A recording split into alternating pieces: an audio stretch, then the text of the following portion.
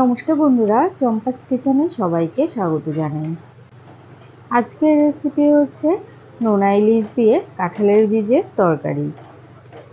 রান্নাটা করা কিন্তু ভীষণই ইজি, আর গরম ভাতের সাথে এটা খেতে বর্ষাকালে অসাধারণ লাগে। খুব সহজে রান্নাটা আমি কি করে করি, চলো তার রেসিপিটা চটপট দেখে নেওয়া যাক।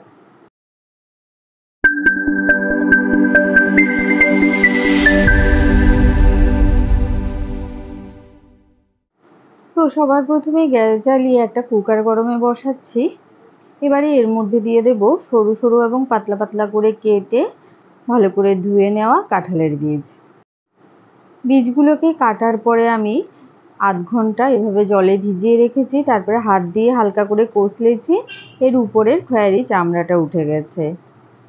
1 টিস্পুন নুন আর দুটো চেরা কাঁচা লঙ্কা দিয়ে দিয়েছি, আর দিয়েছি 2 কাপ জল। কুকারের ঢাকাটা বন্ধ করে এবারে 2 থেকে 3টে সিটি পড়া অবধি অপেক্ষা করব। আমাদের চ্যানেল চম্পাস কিচেনের রেসিপিগুলো যদি তোমাদের ভালো লাগে তাহলে অবশ্যই চ্যানেলটাকে সাবস্ক্রাইব করে নেবে এবং পাশে থাকা বেল আইকনটাকে প্রেস করে দেবে। এতে করে যখনই আমি নতুন ভিডিও আপলোড করব সাথে সাথে এর নোটিফিকেশান তোমাদের কাছে পৌঁছে যাবে।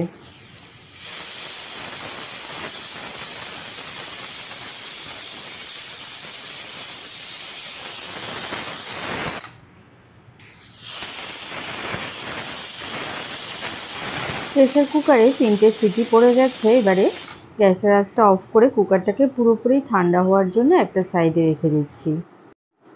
5-10 মিনিট অপেক্ষা করার পরে কুকার নিজে থেকেই পুরোপুরি গ্যাস রিলিজ করে দিয়েছে।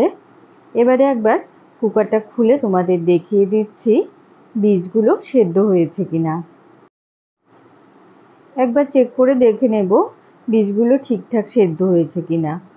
বীজগুলো কিন্তু একদম নরম তুলতুলে হয়ে গেছে, আর গলে যায়নি, গোটা গোটাই রয়েছে। আর আমি ঠিক এই অবস্থাতে এটা নামিয়ে একটা সাইডে রেখে দিচ্ছি।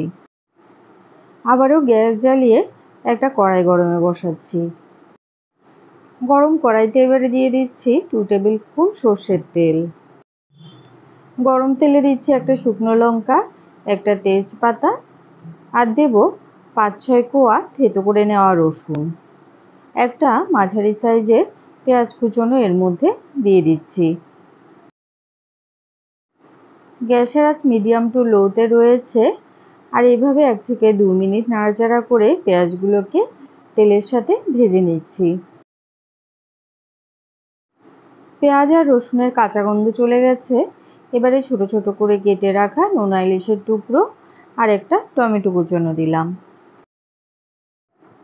শুটকি মাছগুলোকেও কয়েক মিনিট তেলের মধ্যে ভেজে নিচ্ছি। এবারে এর মধ্যে দিয়ে দিচ্ছি 1/2 টিস্পুন হলুদ গুঁড়ো, 1/4 টিস্পুন লাল লঙ্কা গুঁড়ো, আর দেবো খুব সামান্য 1/4 টিস্পুন নুন।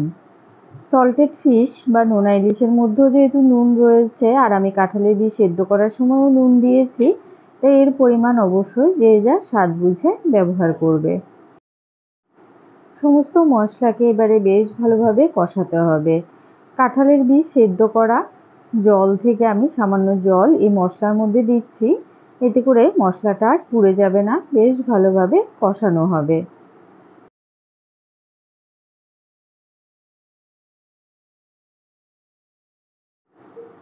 দেখো টমেটো কিন্তু খুব সুন্দর গলে গেছে, আর মশলাটাও বেশ ভালোভাবে কষানো হয়ে গেছে।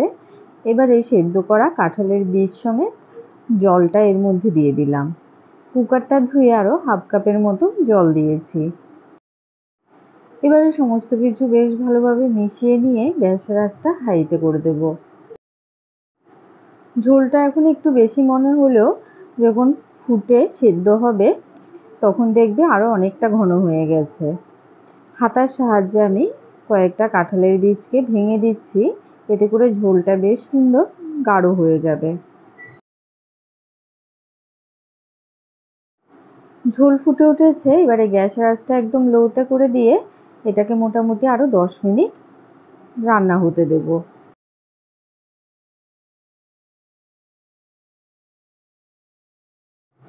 লো আছে 10 মিনিট রান্না করার পরে দেখো ঝোলটা কিন্তু বেশ ঘন হয়ে গেছে আর ঝোলের চারধারে তেলও ভেসে উঠেছে।